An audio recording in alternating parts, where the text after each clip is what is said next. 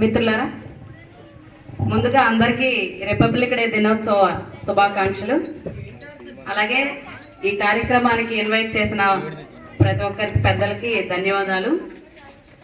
మనందరికీ తెలుసు republic day ఎందుకు జరుపుకుంటామో, కానీ మన మధ్యన చాలా మంది భావి భారత పౌరులు ఉన్నారు. వాళ్ళ భవిష్యత్తు కూడా కాపాడాల్సిన బాధ్యత మనందరిపైన ఉంది. ఆ బాధ్యత మీరంతా ఉన్నవాళ్ళు కాబట్టే మీ ఇంటి నుంచే అది మొదలుపెట్టి ఈరోజు స్వచ్ఛ సర్వేక్షణలో ఒక ర్యాంక్ని, ఒక ప్రైజ్ని పొందారు. కాబట్టి ఇలాంటి బాధ్యత ఉన్న వాళ్ళు ఇంకా మన విశాఖపట్నం సిటీ మొత్తం పెరగాలంటే మీరంతా ఇన్స్పిరేషన్గా నిలబడాలి. వివిధ ప్రాంతాల్లో ఉన్నటువంటి మీ ఫ్రెండ్స్కి, కొలీగ్స్కి కూడా ఈ విషయాలు చెప్తూ ఉంటే వాళ్ళు కూడా కాస్త తీసుకుంటారు. కాబట్టి ఆ రకమైన ప్రయత్నం కూడా చేస్తే మనకి బాగుంటుంది. రెండో విషయం ఏంటంటే, రిపబ్లిక్ డే జరుపుకోవటం వెనుక చాలా చరిత్ర ఉంది.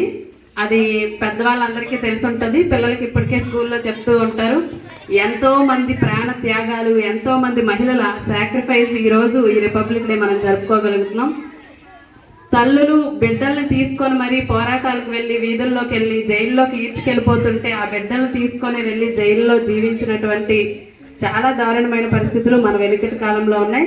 ఇక్కడ ఉన్న మహిళలందరికీ కూడా ఆ ఇన్స్పిరేషన్ అయినటువంటి మన భారతదేశ స్వతంత్ర పోరాటం మొట్టమొదట మొదలుపెట్టింది ఒక మహిళ, ఝాన్సీ లక్ష్మీబాయి. ఆమె లాంటి వాళ్ళు మనందరికీ ఆదర్శం కావాలి. ఆదర్శం కావాలి అంటే మనం కూడా మన పిల్లల్ని తీసుకొని వెళ్ళి జైలుకి వెళ్ళటమో, పోరాటాలు చేయమో అక్కర్లేదు.